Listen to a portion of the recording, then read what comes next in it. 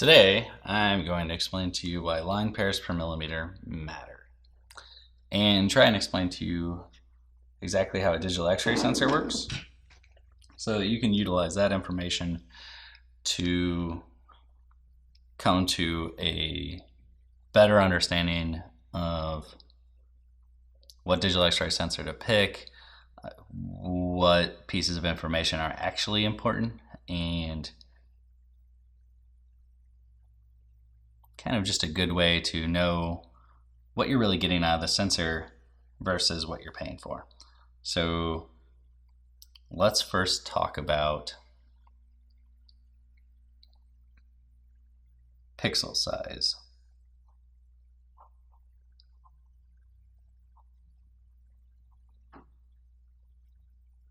And what a pixel is. So I'm going to draw a sensor here. The inside of a sensor. Let's call it the workhorse. It's really, a sensor is a grid of pixels. When they say megapixel, how many megapixels a sensor is, what they're telling you is how many millions of pixels the sensor is comprised of. So it works a lot for digital cameras as a simple way of understanding how small your pixel size is, right? Because in most digital cameras of a certain class, like a full frame camera, they all have the same overall dimension of their sensor. And so if you have half an inch this direction and half an inch this direction, and one has 1,000,000 pixels in there and one has 2,000,000 pixels, obviously the one with 2,000,000 pixels has a lot smaller pixels, therefore more definition. So let's draw this. This is not going to be perfect, it's going to be quick. So your sensor is made up of pixels, which are read by columns. At the end of each column, there is a gate.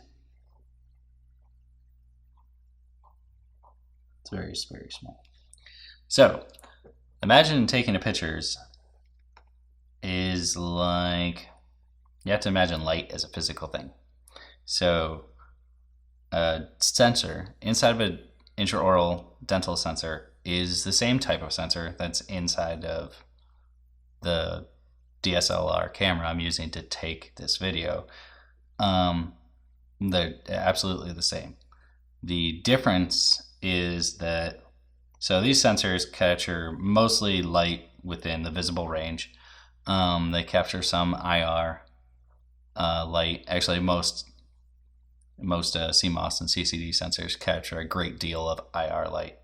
So the first thing you do is you put this sensor inside of a housing that blocks all visible light from getting inside. So if you just took pictures with this sensor, you would get nothing but black pictures because you're blocking all visible light from getting inside. Then what you do is right on top of your sensor, so like let's say this is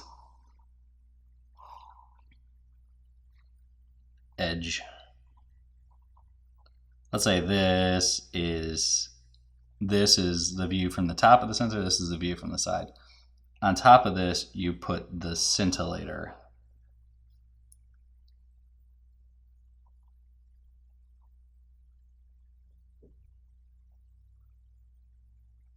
No, I'm not sure if I spelled that correctly. And then here's your sensor. The scintillator is designed to take X-rays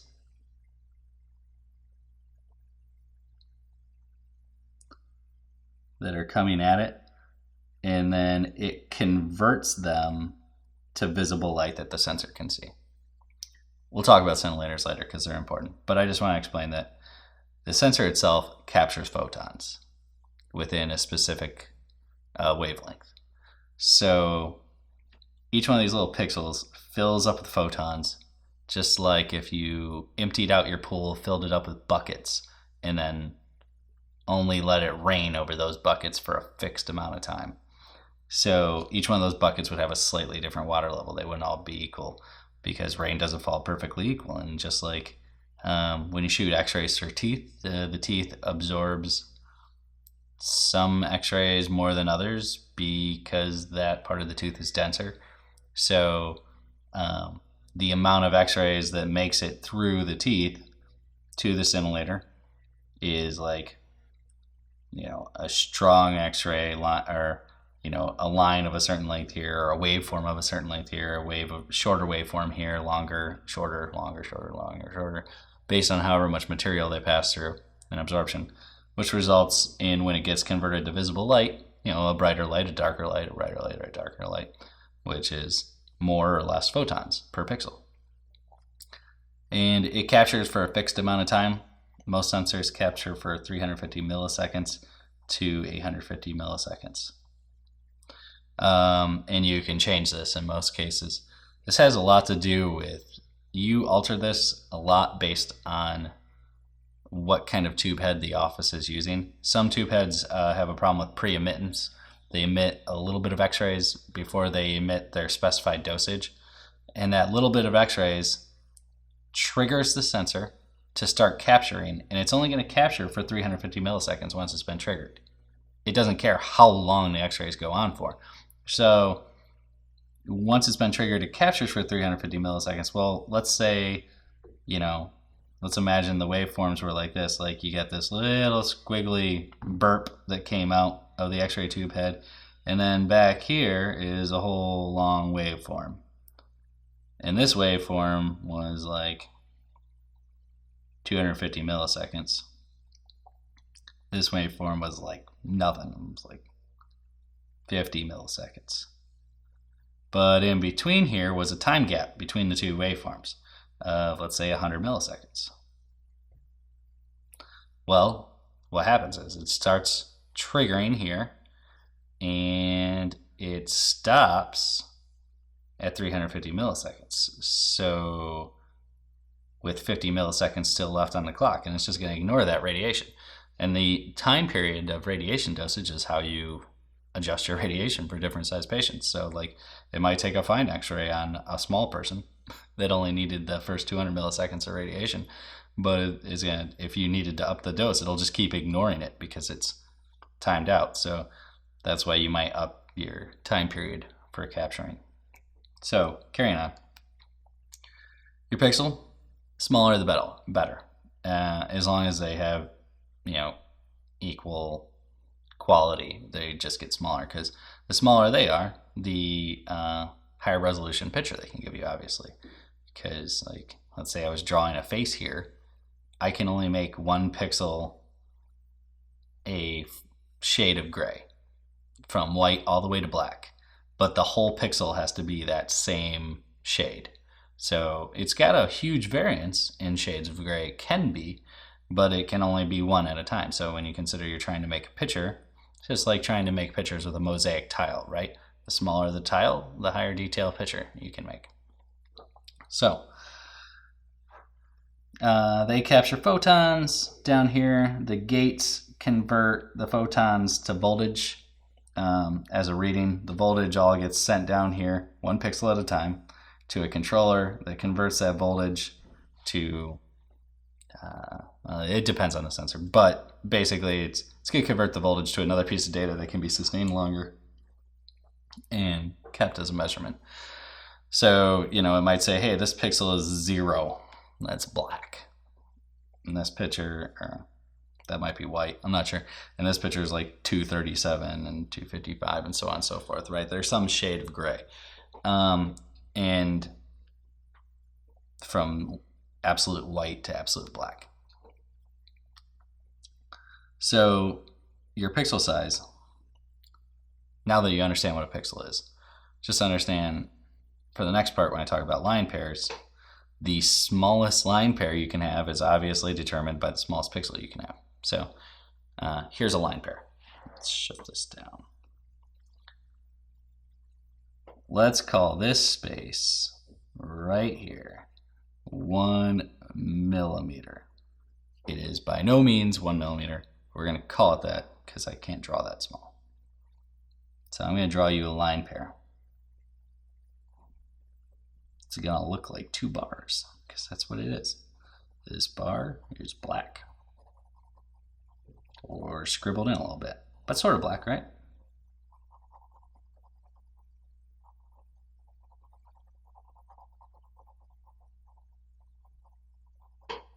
And that bar is white. This would be 1 line pair per millimeter. See, we have a pair of lines that we can distinguish the difference between the 2 of them, and it fits within a millimeter. So what would 2 line pairs per millimeter look like? Saying, let's call this also, this is 1 millimeter space. Then I would have to have a white bar, a black bar, a white bar, black bar,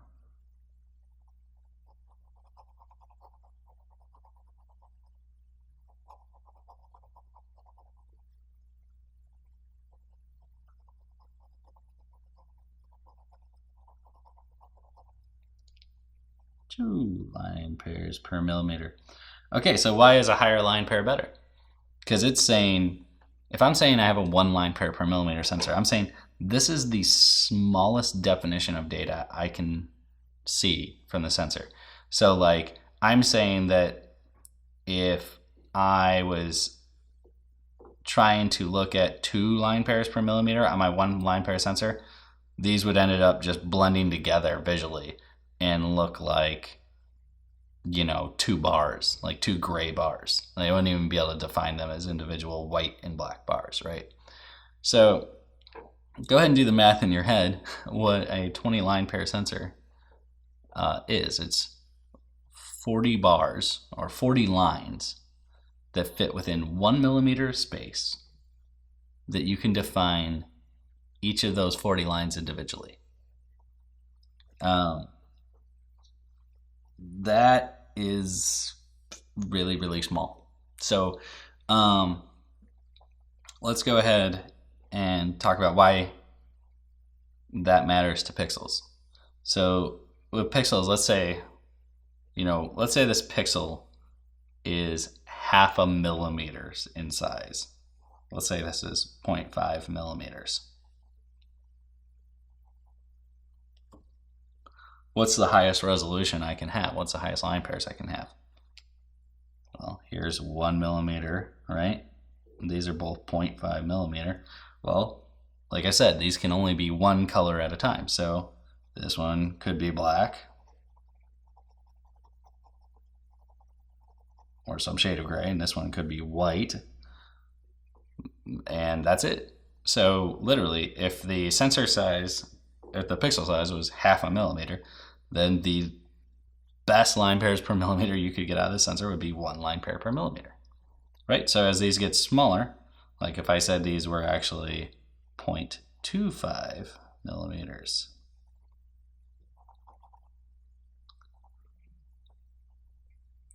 now this space is only 0.5 millimeter, which means I could have in 1 millimeter, well, this would be 1 millimeter, I would have 2 line pairs, right? Black, white, black, white. So I could go up to 2. So that's why pixel size matters. This, I think, is if you're buying any kind of a digital camera, any high-end digital camera, you can find out your exact sensor size and the pixel size. And with a lot of digital X-ray sensors, you can find out the exact sensor size and pixel size. But I've noticed 1 or 2 of the biggest and most expensive brands in digital X-ray, you cannot find in writing. Now you can find someone who will tell you something, who will say something, but if it isn't in writing, then it isn't true. I mean, that's my general opinion, because anything you put out in a marketing piece, if it was false, you can be sued for it. Anything your salesperson says They can just be like, "Oh, I was wrong. I'm sorry, I was mistaken. I was giving the best information I had." You'd basically have to audio record them to be able to hold them to it. So that's they don't. I basically believe if a company won't put it in print, it's probably not true. So, one sensor manufacturer out there, E2V, that makes sensors. They make the QuickRay, the XDR, a few other sensors. They all have a 0.19 micron pixel size. So, in case you don't know the conversion, that would be 0.019 millimeters. Which, to make that make even more sense, that means you get 52 pixels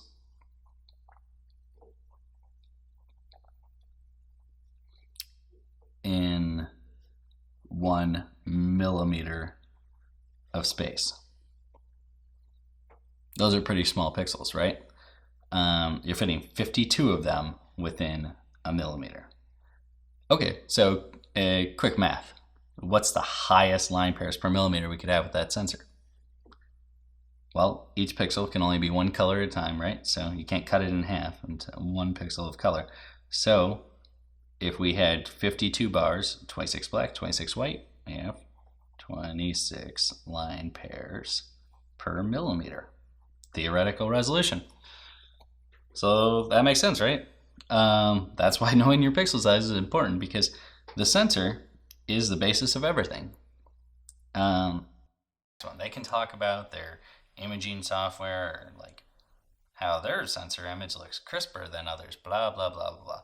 The truth is, when you're looking at x-ray, unless you take an x-ray of the same tooth twice, and unless the tooth has a cavity in it, and unless you're really getting down to the nitty-gritty of measuring that cavity, looking at x-rays is a terrible way to actually judge true image quality for diagnostics, because we tend to just look at an x-ray and talk about, like, well, we feel it looks sharper. We feel it looks like that. That's not a good way to scientifically measure something. A good way to scientifically measure something, and I agree, because how the x-ray looks matters. A great way to do it would be if you x-rayed two of the exact same thing.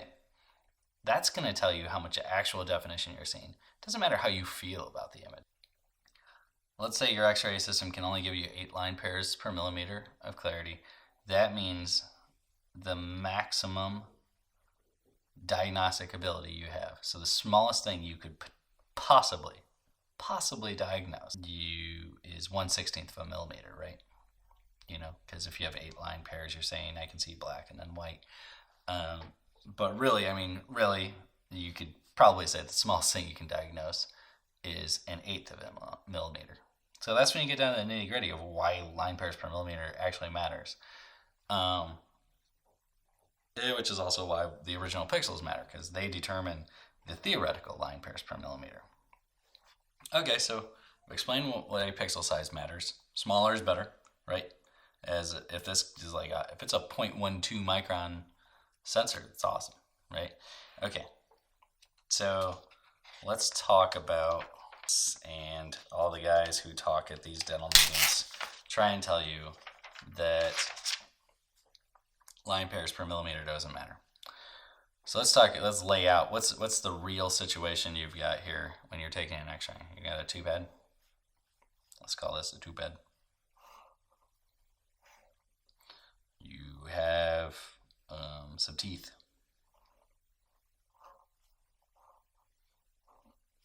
These are terrible teeth, but I know we've got some skin, some muscle tissue here, some jawbone and all that, but hey, you got tube head going through some teeth. You've got a sensor.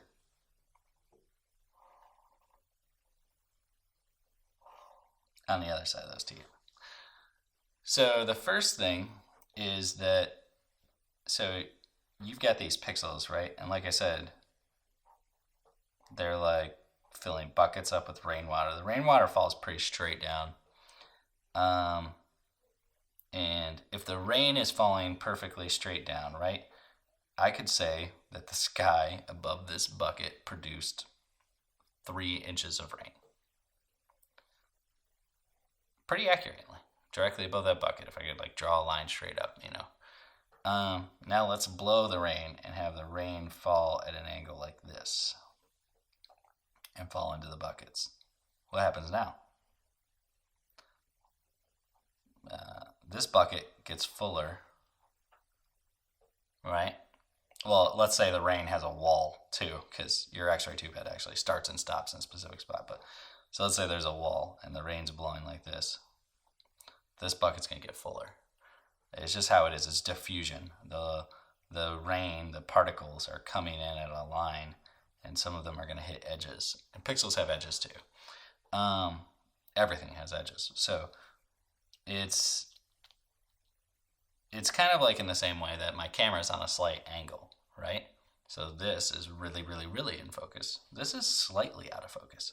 We're only talking about a small distance here, but it's because my camera is coming at an angle. So light's being refracted back up to it at an angle. So obviously, in the focus is set for a specific distance. So this gets it gets more and more out of focus as we get further away.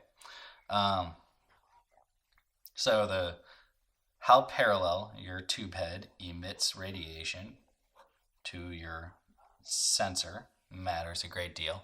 And obviously, how parallel they are to the teeth, or as some people like to prefer it as perpendicular to the teeth, because the light's going this way, the teeth are going that way. It's all point of view, I suppose. But if your jaw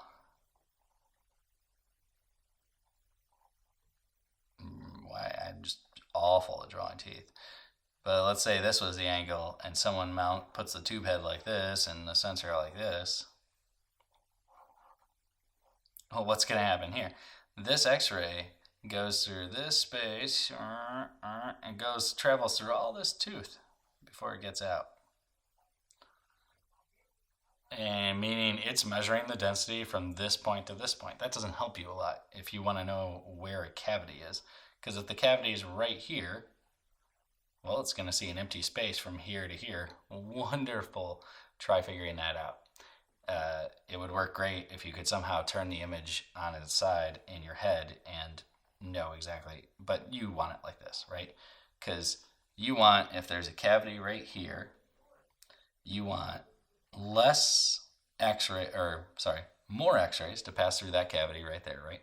So more X-rays, because the cavity has less density than the tooth, right? So more X-rays make it through the cavity there, and they hit the scintillator. The scintillator, which I don't know how to spell, which converts X-ray light to visible light. And it does it in an even ratio. So like if a lot of X-rays hit the scintillator, then it produces a lot of light. That's just how it works. So more light gets through this part of the tooth. Because there's a cavity here, it's less dense, it absorbs less X-rays. So more light gets through, more light hits your sensor here. So that means pixel 397 out of however many million, is going to produce a very light, in this case, it's going to produce a very dark image. That's just how they've chosen to read X-rays. As you fill this up more with photons, the sensor has decided that'll be darker. So teeth are white because they're very dense and very few X-rays get through. Cavities are darker because lots of X-rays get through.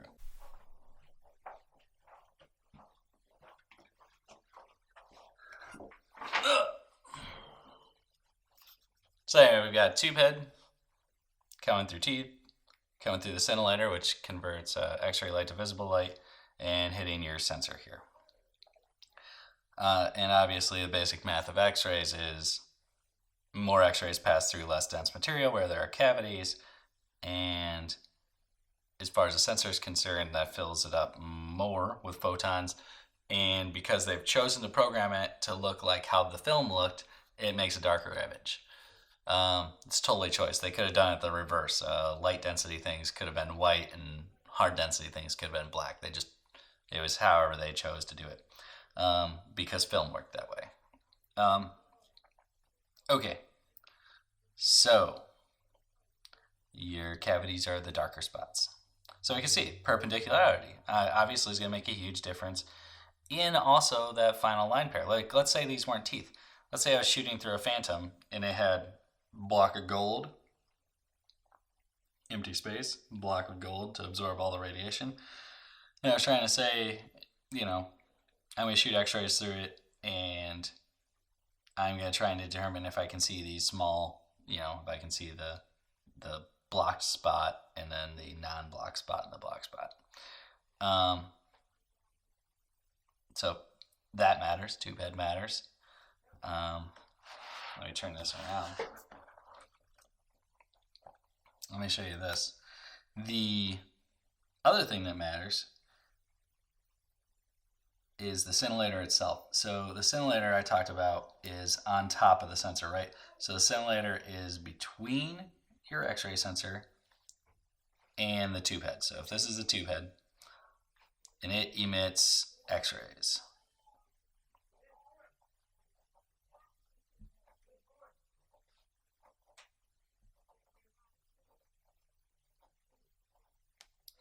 it emits x-rays. It hits the scintillator. Sadly, scintillators, although they convert x-rays to light, it doesn't like go in x-rays and then come out straight lines of light. It goes in x-rays and then it emits a glow of light. So a glow would be a really bad thing to take a picture of. It'd be like if you shined, an exact replication of this would be you have a wall of light. Then you stand a person in front of it. Then you hang a sheet in between the person and your camera. You're going to get a silhouette, right? The sheet diffuses the light. And the silhouette's going to look quite a bit like the person, but it won't be nearly as detailed. And the thicker you make that sheet, so the more it diffuses the light, the less and less it's going to represent the person. So what they do is they have on their scintillator, they've constructed a physical means of straightening out the visible light. Like, it seriously physically does it. So like it physically constructed to the cesium iodide. So when it starts to glow, it gets channeled right into this, which then hopefully straightens back out the light into straight waves so it can strike your sensor and fill up your pixels correctly.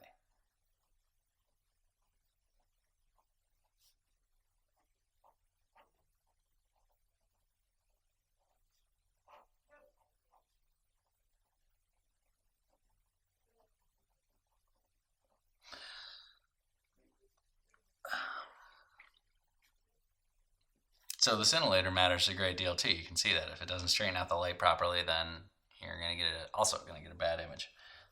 So we need to care about the pixel size. We need to care about the scintillator and the x-rays. Now, let's say I give you... Now, you might ask, well, since the scintillator matters so much, and since the sensor matters so much, and since they say their imaging software matters so much, and that you shouldn't care about line pairs per millimeter because, that's not really going to show you how crisp the x-ray is, you might ask yourself, well, why don't they use their software in their favorite x-ray tube, and they develop a mount, and they put a Phantom on their sensor and actually take an x-ray of it. Let me show you what a Phantom looks like. This is exactly what I did for the test images I show in my blog.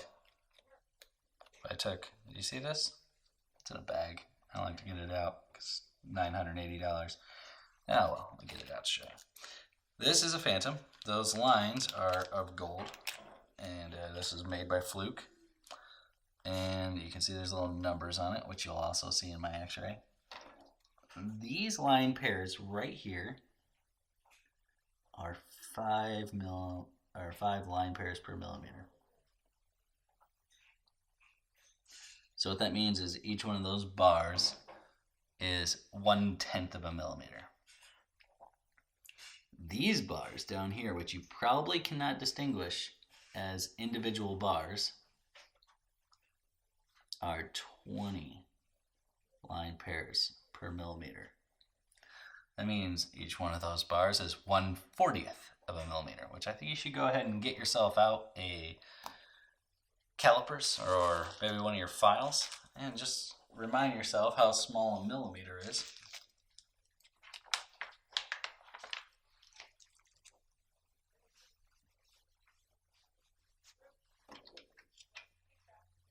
Here's a dime to compare.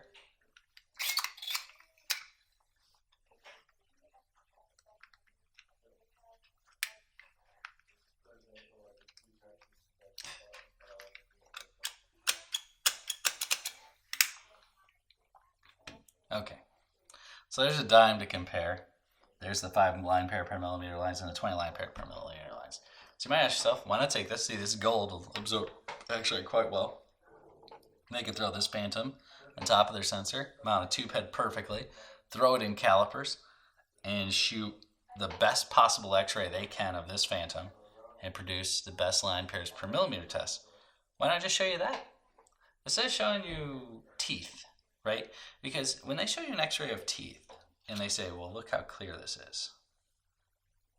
Well, they're showing you a representation of something you don't know what it looks like. Right? I mean, you didn't see the teeth. I mean, do the teeth have a cavity in them that you're not seeing on the x-ray? Are the teeth shaped exactly how the x-ray is displaying to you? Teeth look very different. So they're just showing you what? An x-ray of some teeth? You have no known equation for that. You have no known value. It would be different if they came to you and they said, hey, here's 10 sensors all shot on the exact same teeth. Maybe like a post-mortem skull in a perfect cast, and they shoot through the exact same teeth with a fixed mount. Okay, well, that might give you a good idea, because at least you'd have a comparison. Be like, well, here's 20 x-rays I can see. But still, it'd be like if I take a picture of something that you've never seen before, and I ask you if it's an accurate representation of that thing you've never seen. Well, obviously, you have no idea. You've never seen it before. How would you know if it's an accurate representation? I mean, you could interpret, like if I take a picture of a person, you could be like, well, that's kind of what people look like. You know, that's what noses look like in lines. But teeth in an x-ray are abstract than that. You know, you don't know that you're not seeing the cusp properly if it's completely not there. So they should shoot through a phantom. They should provide those images to you, in my opinion, because I think that would be a great measurement. This is why I think line pairs per millimeter tests need to come back. And we need to start talking about real information. Because if you look at the x-rays I provided, you'll see that one of the most expensive sensors on the market in my test resulted in an image that at best I could tell myself I could see 7 line pairs per millimeter. I mean, if I want to get really, really careful about it, I could try and lie to myself and say I might be able to see 12. But then I compared it to a sensor half its price where I could see twice that. And true, I believe that if I showed you x-rays out of both of those sensors, you would say one of those sensors, you might even say the more expensive sensor looks better. But it's all based on interpretation. It's the same reason why we show, like, because it reminds you more of film. I mean, that's really the baseline. It reminds you of what you expect to see. But that doesn't mean that it's accurate. And you're not taking photos. You're not taking photos of an ocean where you're trying to give someone their expectations to a certain extent. When you take a photo that you want someone to find visually appealing, you're actually trying to meet their expectations. But an x-ray is a scientific image. You're not trying to meet your aesthetic expectations of an x-ray. You're trying to produce an image that gives you the diagnostic ability to measure the faults in someone's tooth. Is to basically just see, you want to see densities you're not looking at an image. You know, get that out of your head. You're looking at a density map. That's what an x-ray is a density map. And you want the most accurate density map you can get. So that's why I think pixel size is important. That's why And also, I think tube head and everything else is important as well. But you got to start with pixel size. You got to start with that knowledge. If you don't know that, then everything else could be total untruth. And at the very least, I would never buy a digital X-ray sensor that hasn't had at least one test through a Phantom, so you can see what it measured up to. Have them take an X-ray through a Phantom. I mean, heck, buy a $900 Fluke Phantom and have him do it in your office. I mean, you're looking at making a $10,000 or $12,000 investment on one sensor. You might spend $100,000 on sensors over the course of your practice. We do science. So I hope this has been helpful. And I hope it gives you a better understanding of line pairs per millimeter, general sensor information, and what's going on inside of digital X-ray sensors.